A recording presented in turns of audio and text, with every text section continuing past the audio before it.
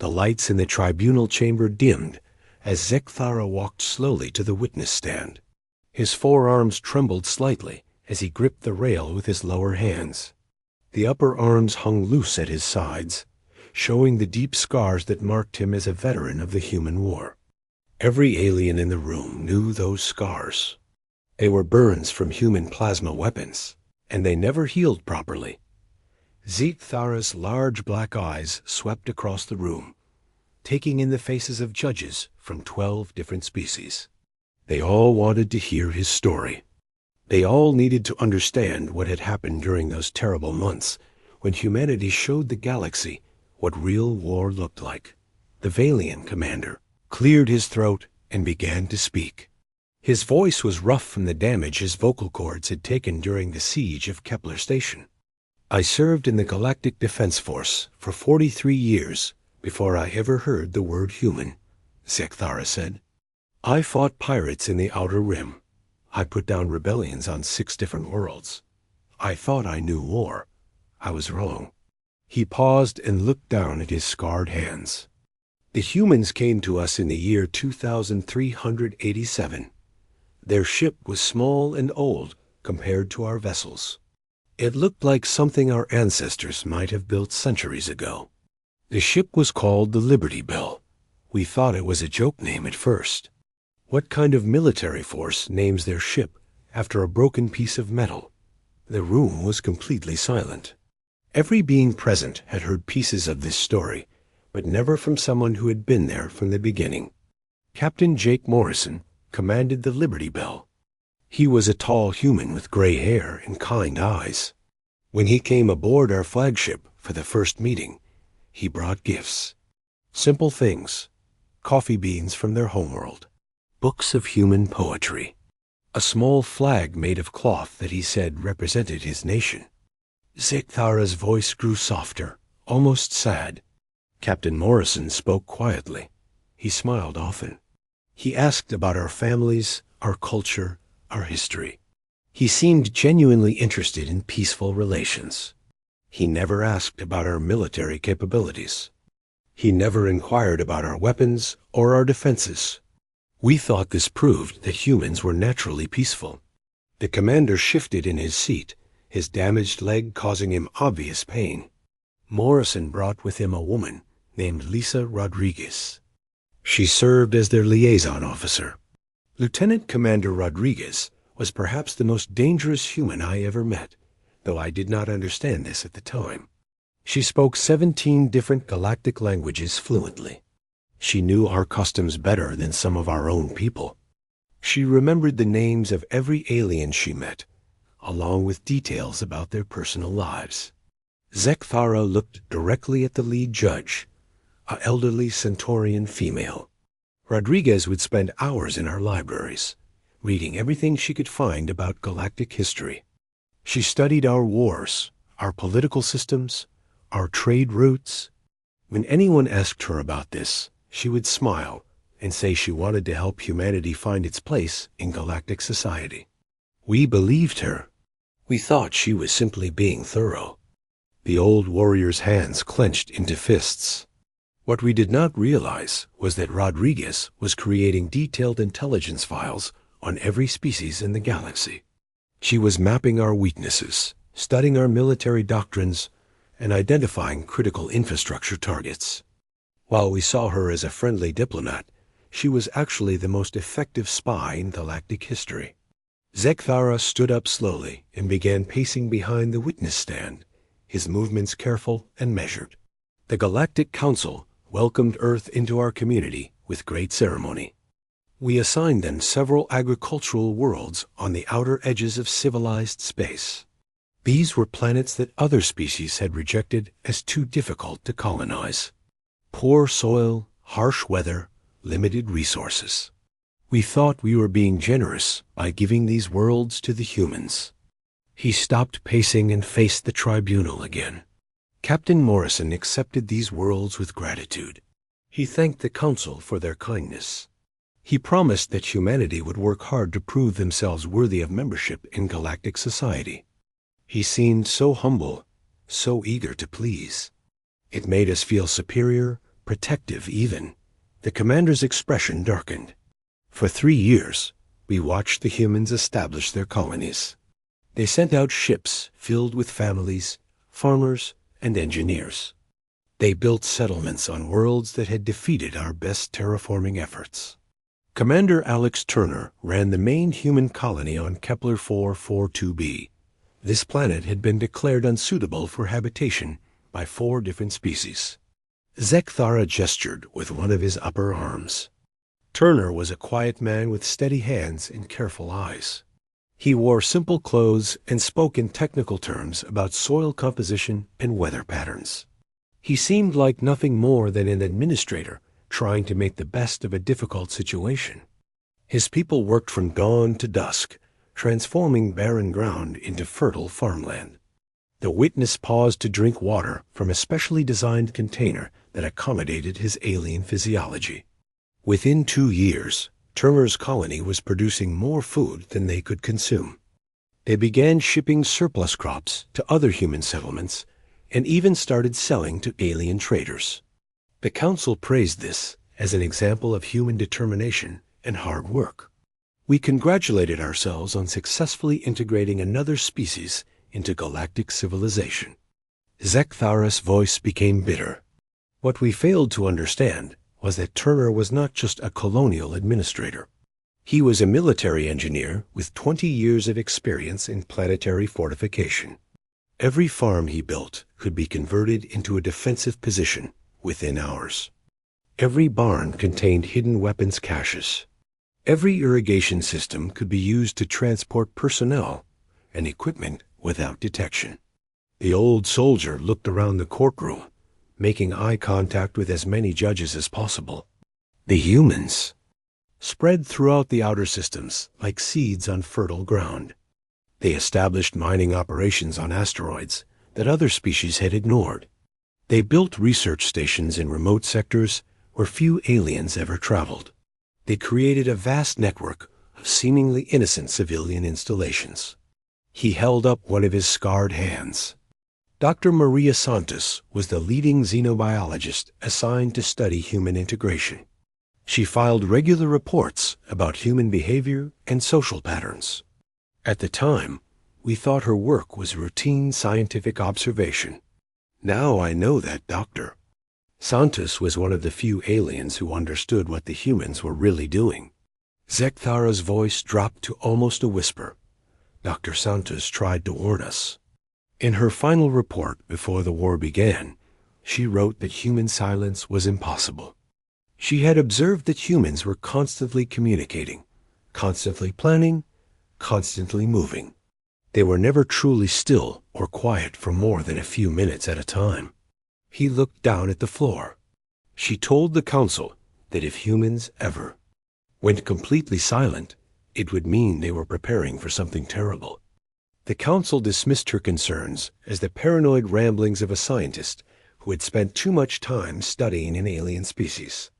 The tribunal chamber remained perfectly quiet as Zekthara continued his testimony. During those 3 years of supposed peace, human traders visited every major port in the galaxy. They bought and sold goods with friendly efficiency. They learned our languages, studied our customs, and built relationships with local officials. They seemed like model galactic citizens. Zekthara's voice grew stronger, filled with the anger of someone who had been thoroughly deceived. What they were actually doing was conducting the most comprehensive intelligence-gathering operation in galactic history. Every human merchant was also a spy. Every human diplomat was gathering military intelligence. Every human colonist was a potential soldier in an army we did not know existed. He looked directly at each judge in turn. Captain Morrison visited our worlds regularly during those 3 years. He attended cultural festivals, participated in trade negotiations, and gave speeches about the importance of galactic cooperation. He seemed genuinely committed to peace. Even now, after everything that happened, I believe Morrison truly wanted to avoid war. The commander's expression became grim.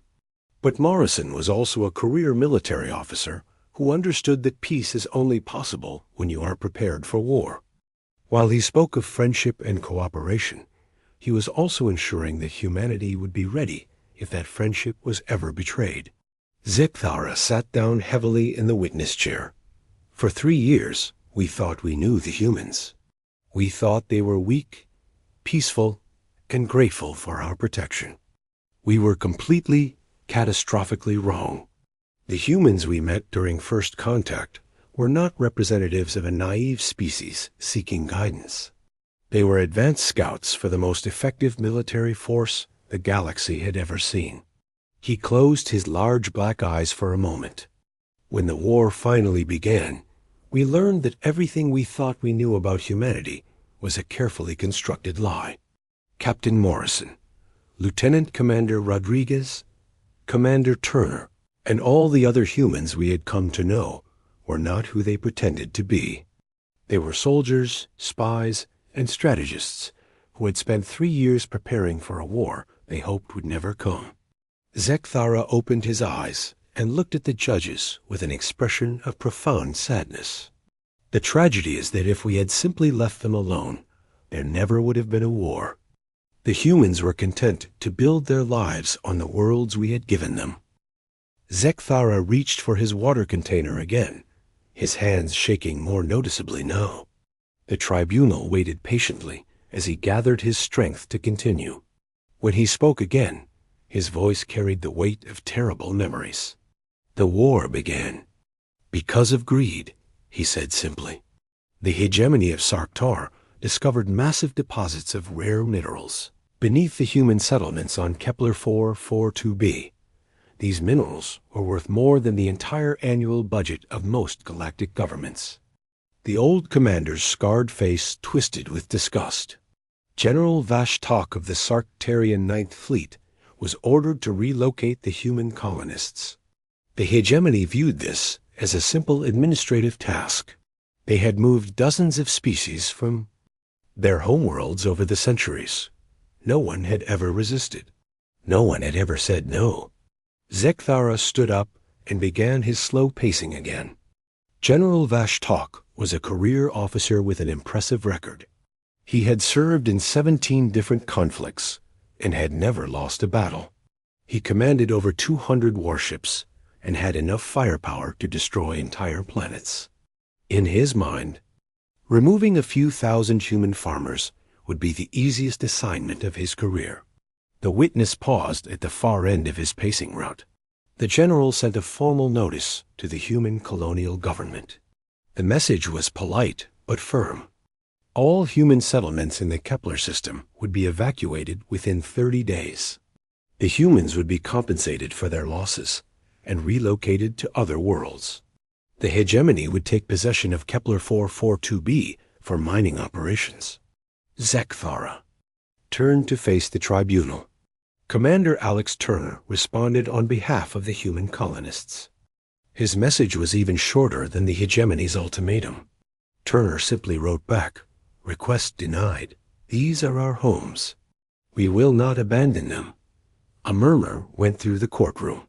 Even now, years after the war, aliens found it difficult to believe that anyone would openly defy the hegemony.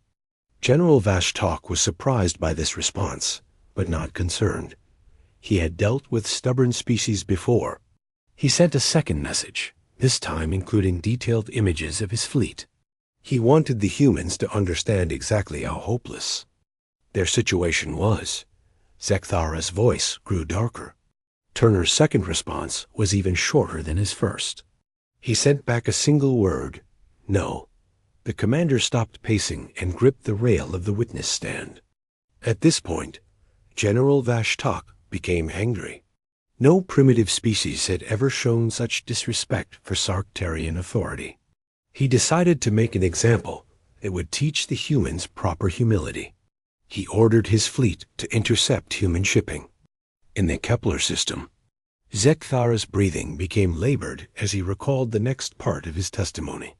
Captain Danny Walsh commanded a human cargo ship called the New Orleans. He was transporting supplies to the outer colonies, including medical equipment, farming tools, and personal belongings for new settlers. His ship was slow, unarmed, and completely helpless against military vessels. The witness closed his eyes, clearly struggling with painful memories. 3 Sarktarian destroyers surrounded the New Orleans near the edge of the Kepler system. General Vashtak himself spoke to Captain Walsh over the communication system. The general offered the humans one final chance to avoid bloodshed. All they had to do was abandon their colonies and submit to hegemony authority. Zekthara opened his eyes and looked directly at the lead judge. Captain Walsh was a middle-aged man with a wife and 3 children back on Earth. He had spent most of his career hauling cargo between peaceful worlds. He was not a soldier or a warrior. He was just a freight captain trying to make a living in the outer systems. The old soldier's voice became very quiet. Walsh's response became famous throughout human space. When General Vashtak demanded surrender, Walsh simply said, "Come and take it." The tribunal chamber was completely silent. The Sarktarians opened fire immediately. The New Orleans was destroyed in seconds. Captain Walsh and his crew of 12 died instantly. But General Vashtak was not finished making his point. Zekthara's hands clenched into fists.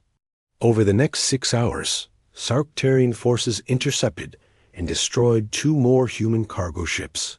The freighter Boston carried farming families moving to new settlements. The transport Chicago was bringing construction equipment to build schools and hospitals. In total, 847 human civilians died that day. The witness sat down heavily, his strength clearly failing. Among the dead on the Boston were Colonel Pete Johnson's wife and 2 young children. Johnson was not on the ship because he was visiting Earth on military business. When he received word of their deaths, witnesses said he did not speak for 3 days.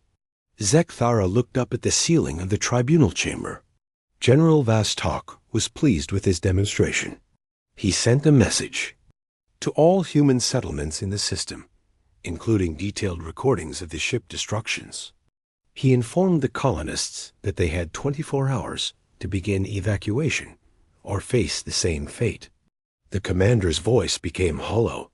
The humans did not respond, not immediately. For exactly 72 hours, every human settlement, every human ship, every human outpost in the galaxy went completely silent.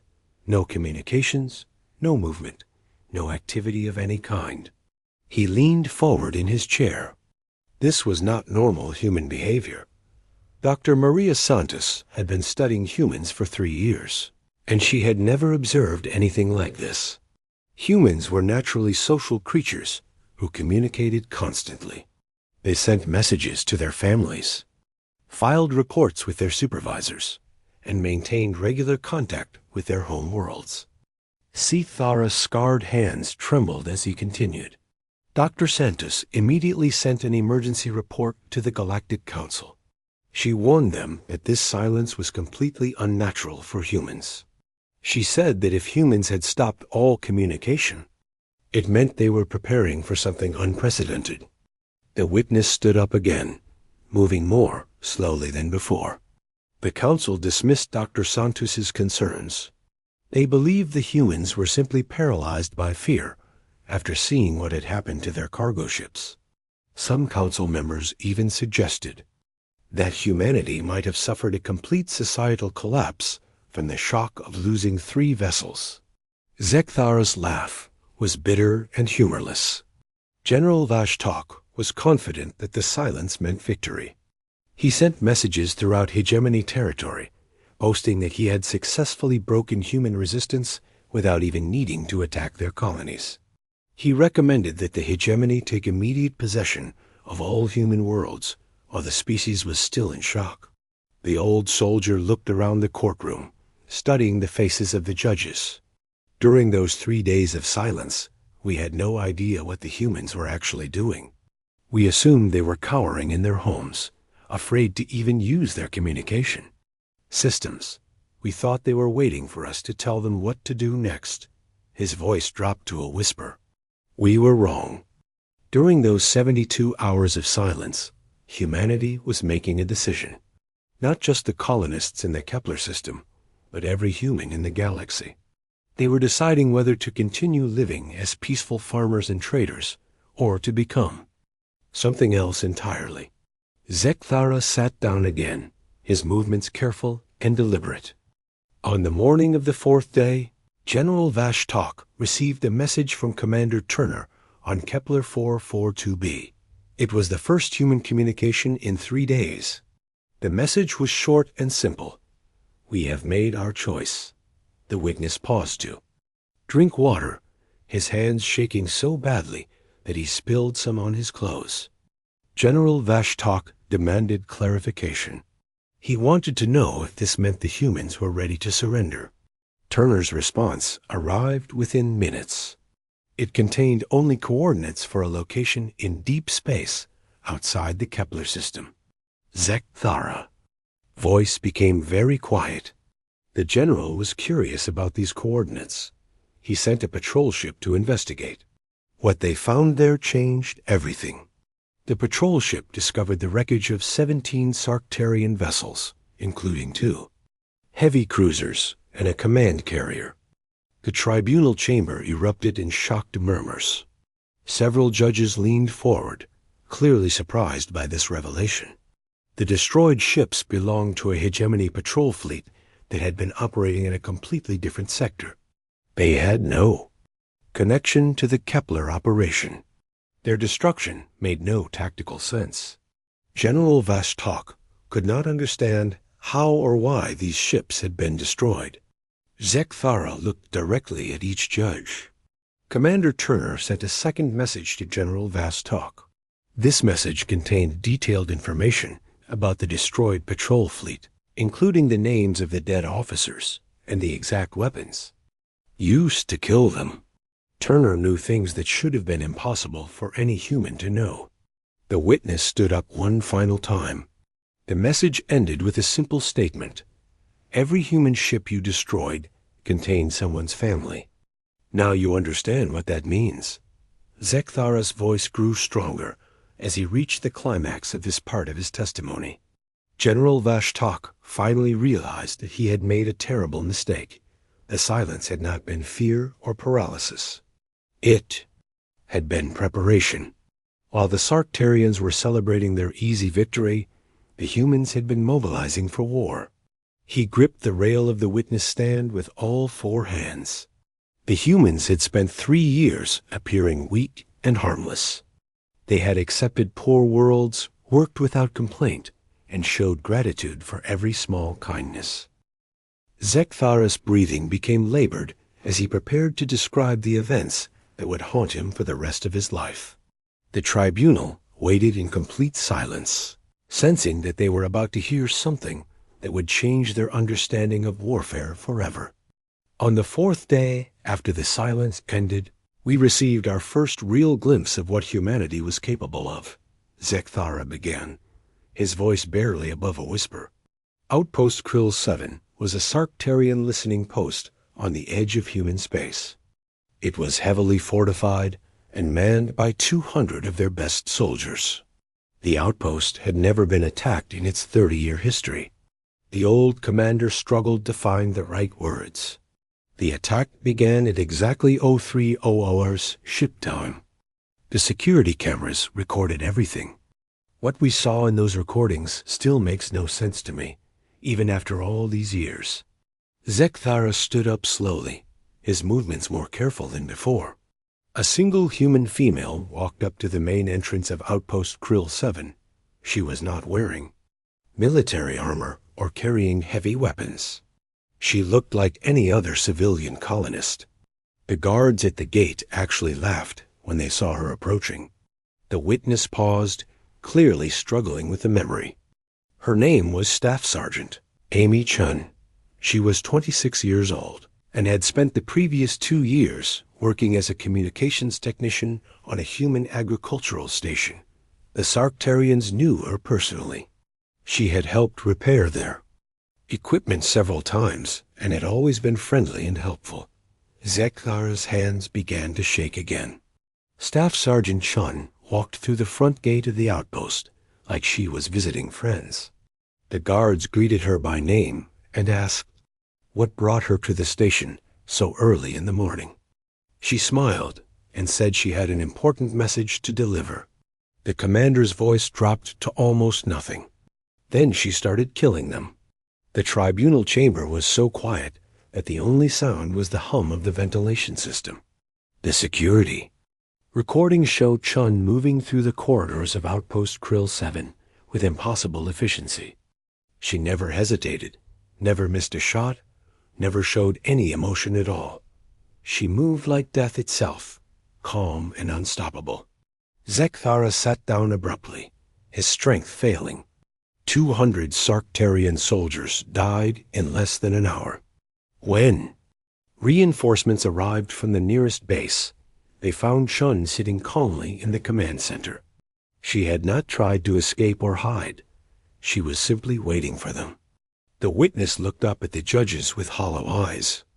The reinforcement commander asked Chun why she had done this terrible thing. Her answer was simple.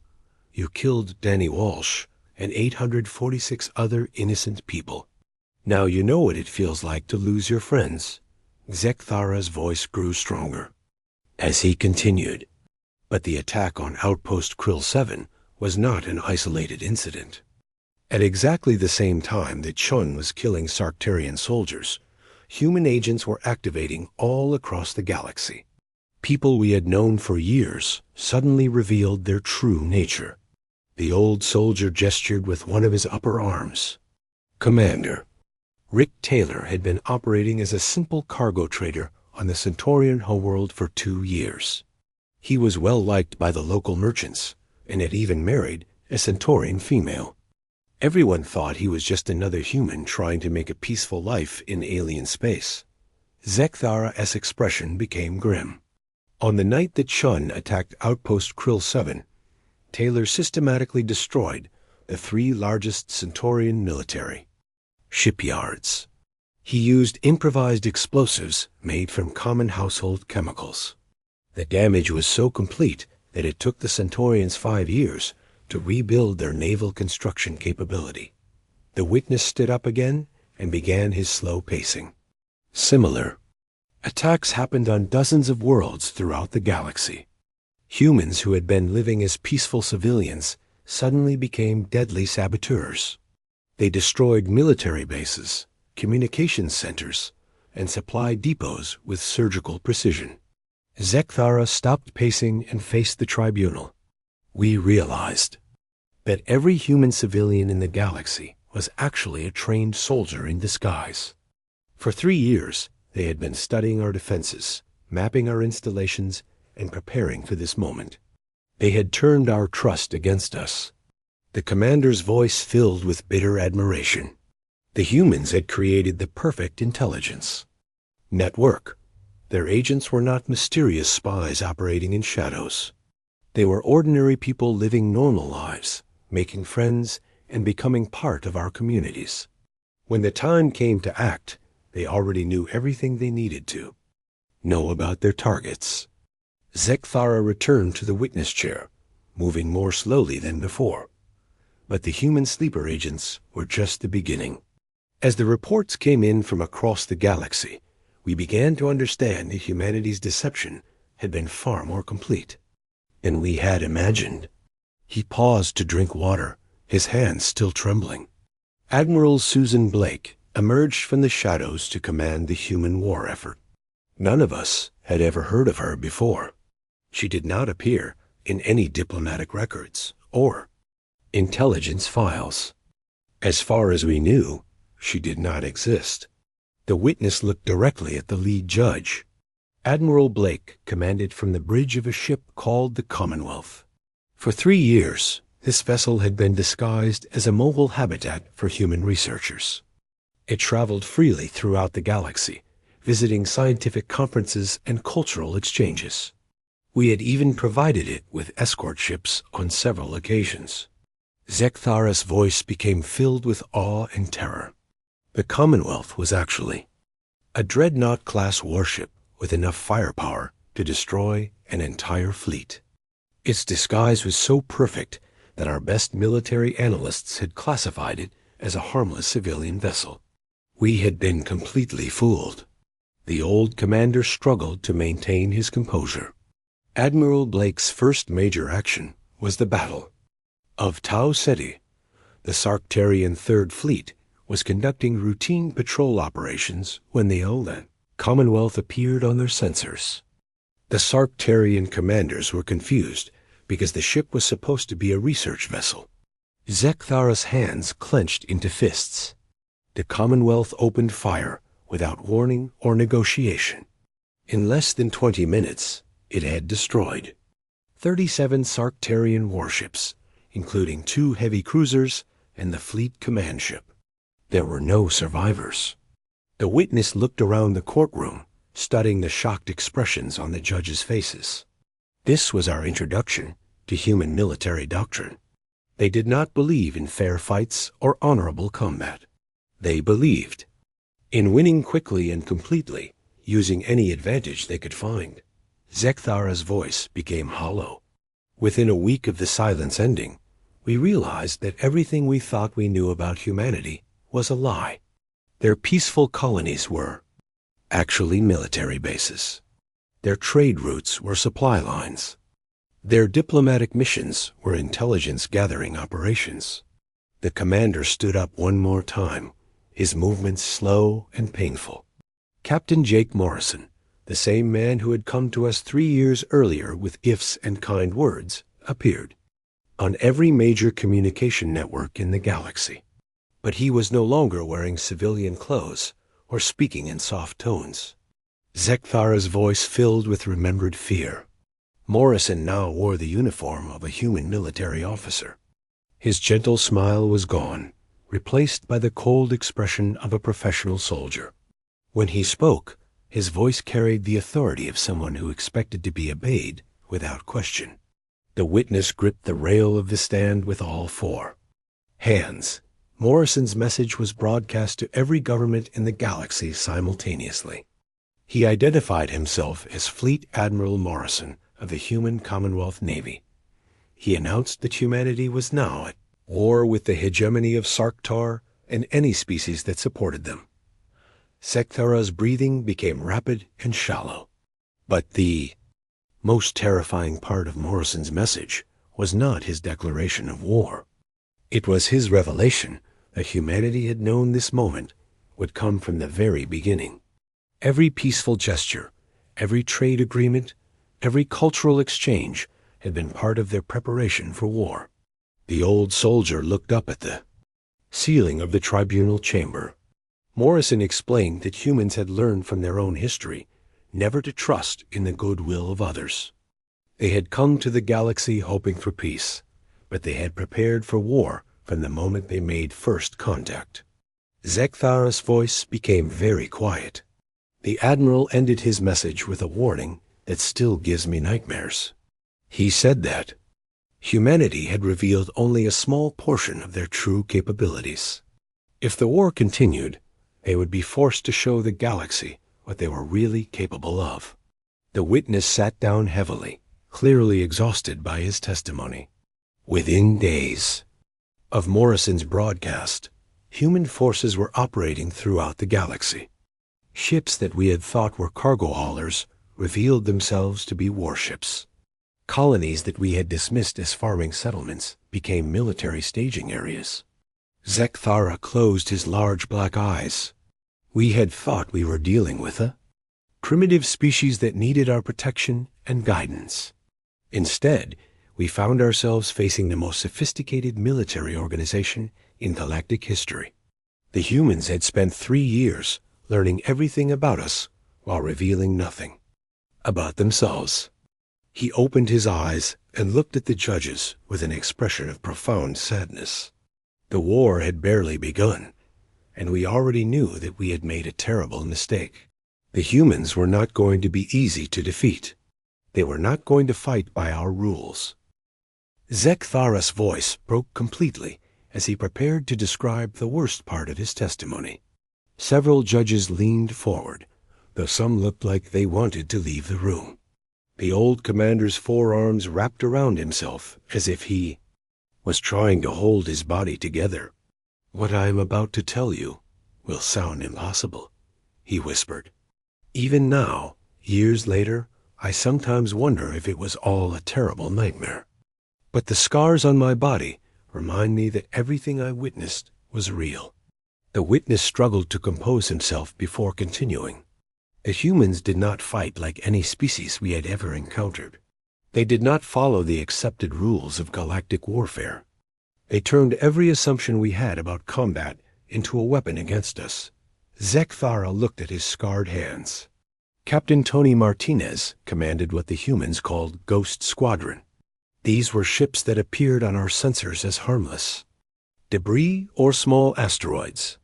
Our fleet commanders would ignore them completely, focusing on what they thought were the real threats. The old soldier's voice became hollow. Martinez would wait until our ships were engaged with obvious human forces. Then his ghost ships would power up their weapons and attack from behind. By the time we realized what was happening, half our fleet would already be destroyed. Zekthara stood up slowly, his movements more painful than before. The psychological effect was devastating. Our commanders became afraid of everything in space. They would waste ammunition shooting at actual debris, terrified that it might be another ghost ship. Martinez had turned the vastness of space itself into a weapon against us. The witness began his familiar pacing, though his steps were shorter now. But Ghost Squadron was just one example of human tactical innovation. They weaponized everything they could find. Civilian cargo ships revealed hidden weapon systems that could outgun our destroyers. Asteroid mining platforms became mobile artillery. Batteries. Zekthara stopped pacing and gripped the rail. The humans sent us a cargo container filled with medical supplies for wounded prisoners. When our medical staff opened it, they found a perfectly functional nuclear warhead with a note attached. The note said, "We could have detonated this remotely at any time. Remember that when you treat our people," the tribunal chamber was completely silent except for the sound of Zekthara's labored breathing. Major Karen Lopez demonstrated the true extent of human deception during a diplomatic meeting on the neutral station, Gamma Prime. She was presenting a ceremonial gift basket to the Hegemony War Council, following ancient galactic traditions of respect and honor. The witness's voice became barely audible. The gift basket contained fruits from human colonies, artwork created by human children, and a collection of books about human culture. Every item had been carefully inspected by our security teams. They found nothing dangerous. Zekthara sat down abruptly. 3 hours after the ceremony, every member of the Hegemony War Council was dead. Major Lopez had assembled a chemical weapon using components hidden inside the ceremonial gifts. The poison was undetectable until it was too late. The old commander looked up at the judges with tears in his large black eyes. Lopez left a message explaining exactly how she had constructed the weapon. She wanted us to understand that humans could kill us anywhere, anytime, using items that seemed completely harmless. The message ended with a simple question. "How many other gift baskets have we given you?" Zekthara's hands shook as he reached for his water container. But the humans' physical attacks were not the worst part of their warfare. They understood something about combat that we had never considered. They realized that fear could be more effective than bullets.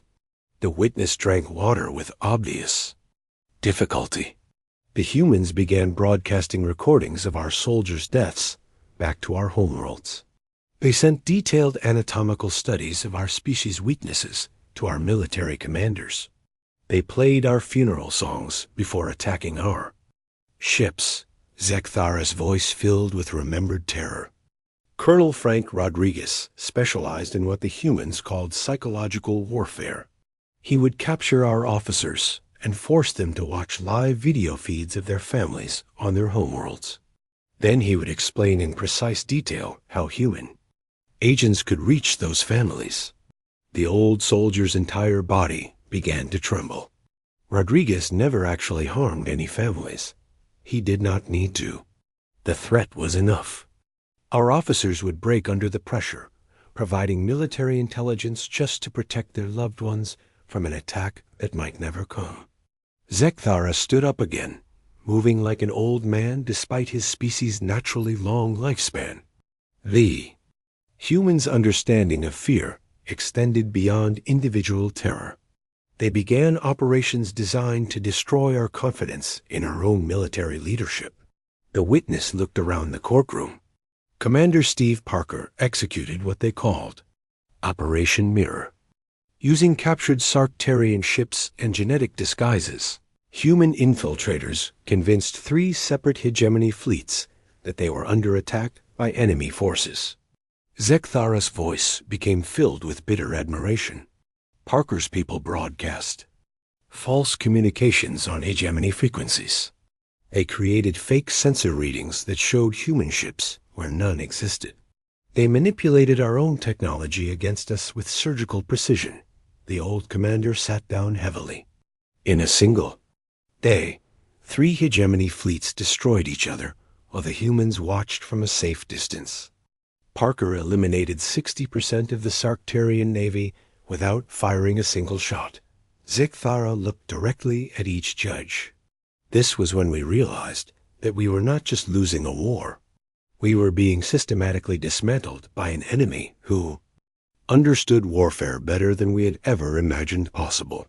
The witness's voice became very quiet.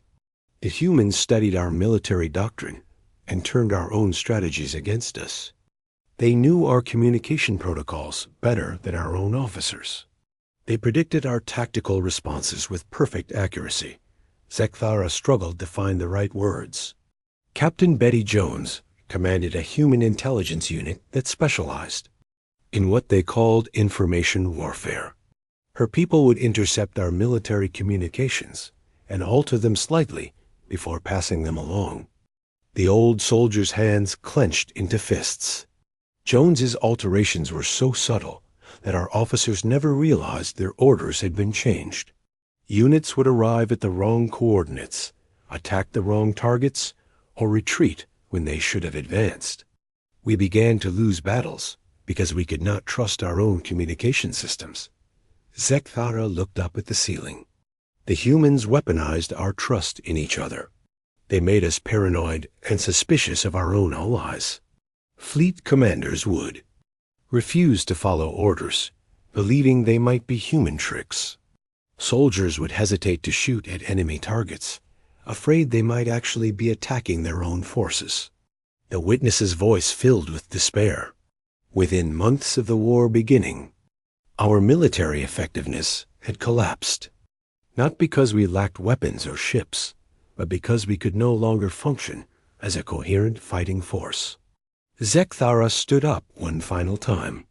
The humans had achieved something that should have been impossible. They had made us afraid of our own shadows. Every communication might be fake. Every order might be a trap. Every ally might be an enemy in disguise. The old commander's voice became stronger as he reached the climax of this part of his testimony. Admiral Blake demonstrated the full extent of human tactical innovation during the siege of Proxima Station. This was our most heavily fortified position in the outer systems, protected by energy shields that could stop any known weapon. Zekthara gripped the rail with all 4 hands. The humans did not try to break through our shields. Instead, they convinced us to lower them ourselves. They broadcast fake distress signals from ships claiming to be carrying wounded refugees. When we opened the shields to let the ships inside, human forces attacked through the gap. The witnesses, voice filled with the horror of the memory. But the attacking ships were not the real threat. While we were fighting them off, human engineers who had been living on the station for months activated hidden explosives throughout the structure. The entire station was destroyed from within. Zekthara's final words were barely audible. We realized that the humans had been planning this attack for years. Every civilian worker, every maintenance technician, every service provider on that station had been a human agent. They had lived among us, worked beside us, and earned our trust while preparing to kill us. The old soldier sat down heavily, his testimony for this section complete. The humans had shown us that in their kind of warfare, there were no safe places, no trusted allies, and no rules that they would not break to achieve victory.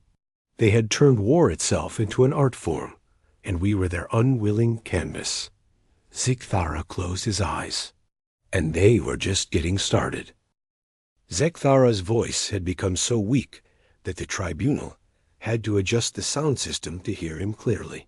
The old commander looked like he had aged decades during his testimony. His forearms hung limply at his sides, and his large black eyes had lost their focus. The end came sooner than anyone expected, he whispered. After 18 months of warfare, the hegemony of Sarktar controlled less than 20% of their original territory. The humans had not just defeated us militarily. They had broken our will to fight. The witness struggled to sit upright in his chair. Admiral Blake sent a final message to the surviving hegemony leadership. The message was delivered by a single human ship that appeared in orbit around the Sarktarian homeworld. Our planetary. Defenses were still intact, but no one dared to fire on the vessel. Zekthara's breathing became labored. The message was simple and terrifying. Admiral Blake offered the hegemony a choice between complete surrender and what she called total processing. When our leaders asked what total processing meant, she provided detailed documentation. The old soldier's hands began to shake again. Humans had created a plan to systematically exterminate every Sarktarian in the galaxy. Not just the military forces, but every civilian, every child, every egg that had not yet hatched. They would sterilize entire worlds to ensure that no trace of our species would survive. The tribunal chamber erupted in shocked murmurs. Several judges looked physically ill. The documentation was thorough and professional. It included timelines, resource requirements, and efficiency calculations. The humans had planned our complete extinction with the same care that they might use to design a new farming settlement. Zekthara looked directly at the lead judge. What made this threat truly terrifying was that we knew the humans were capable of carrying it out. They had demonstrated the ability to strike anywhere, anytime, using any means necessary. If they decided to exterminate us, nothing in the galaxy could stop them. The witness paused to drink water, his hands shaking so badly that he spilled most of it. The hegemony leadership surrendered unconditionally within 6 hours of receiving Admiral Blake's message. There was no negotiation, no attempt to bargain for better terms. They simply gave up completely. Zekthara's voice became filled with a different kind of horror. But what happened next was perhaps the most frightening aspect of human nature that we had witnessed. When the Sarktarians surrendered, the humans immediately stopped all military operations. The killing simply ended, as if someone had turned off a switch. The old commander struggled to find the right words. Admiral Blake accepted the surrender with the same calm professionalism that she had shown throughout the war. There were no victory celebrations, no demands for tribute or territory. The humans simply declared that hostilities had ended and began withdrawing their forces. Zekthara looked around the courtroom. This demonstration of control was more terrifying than any weapon the humans had used. They could turn their capacity for violence on and off at will. They were not mindless killers driven by bloodlust. They were rational beings who had chosen to wage war as efficiently as possible. The witness stood up slowly, his movements careful and deliberate. Captain Jake Morrison personally accepted the Sarktarian surrender aboard the Commonwealth. He wore the same gentle expression that we remembered from first contact. He smiled the same warm smile and spoke in the same soft voice. Zekthara, voice filled with remembered fear. Morrison thanked the Sarktarian representatives for their decision to end the conflict. He expressed hope that the two species could build a peaceful relationship in the future. He even offered humanitarian aid to help rebuild the worlds that had been damaged during the war. The old soldier gripped the rail of the witness stand. But everyone in that room understood what Morrison's kindness really meant. It was not compassion or forgiveness. It was a calculated decision that living Sarktarians would serve as a more effective warning than dead ones. Zekthara sat down. Heavily, the humans wanted the galaxy to remember what had happened to the hegemony. They wanted other species to understand the consequences of threatening human civilians. The survivors would tell their story for generations, ensuring that no one would make the same mistake again. The witness looked up at the ceiling of the tribunal chamber. In the months following the surrender, we began to understand the true scope of human preparation. Intelligence reports revealed that humanity had been ready for this war since before they made first contact with galactic civilization. Zekthara's voice became hollow. Every human colony, every trade mission, every diplomatic contact had been part of a comprehensive defense strategy. The humans had not just prepared for the possibility of war. They had prepared for every possible type of war that they might face. The old commander looked directly at each judge. We discovered that the humans who fought against us were not professional soldiers. They were farmers, teachers, merchants, and engineers who had been pressed into military service. The vast majority of humanity's population had continued their normal lives throughout the entire conflict. The tribunal fell silent as the implications of this revelation sank in. Colonel Pete Johnson, whose family had been killed in the attack, that started the war, visited me in the hospital where I was recovering from my injuries. He brought flowers and asked about my health. He seemed genuinely concerned about my well-being. Zekthara's voice became very quiet. During our conversation, Johnson mentioned that he had a brother who served in something called the Human Special Operations Command. He said this brother had been disappointed that the war ended so quickly because his unit had never been deployed. The witness paused, letting the significance of this statement register with the judges. When I asked what his brother's unit was trained to do, Johnson smiled sadly and said they specialized in situations that required humanity's full attention. He would not elaborate, but his expression made it clear that we had never faced humanity's true military capabilities. Zekthara stood up one final time.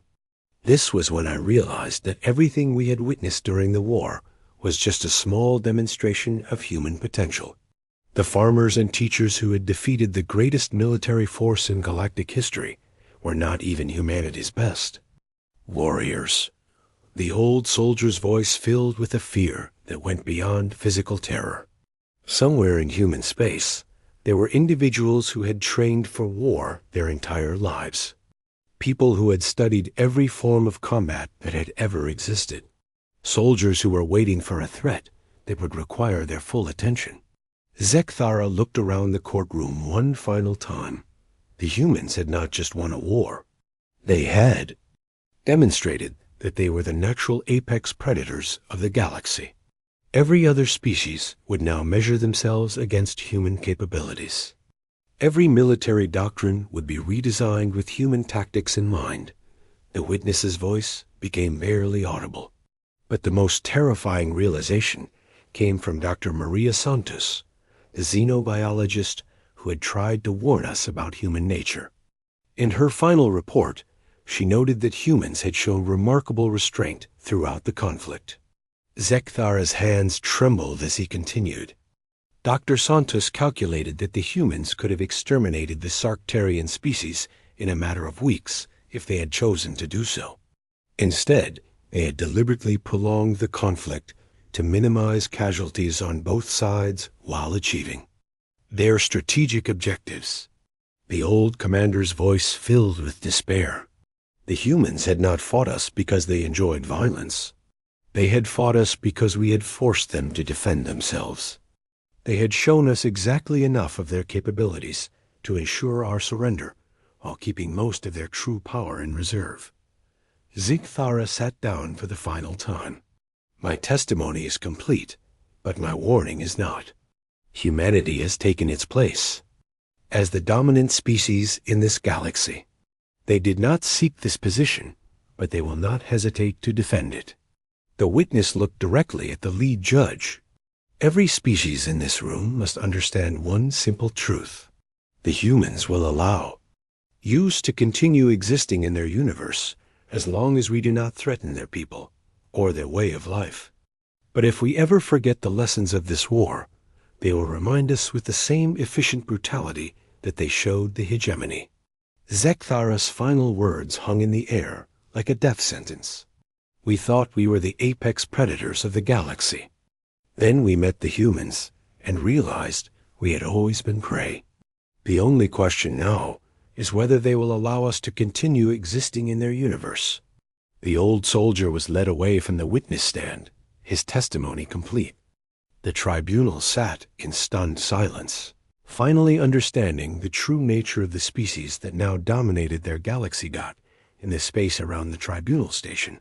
Human patrol ships continued their routine duties, their crews maintaining the same friendly demeanor that had once fooled the galaxy into thinking they were harmless. The age of human dominance had begun.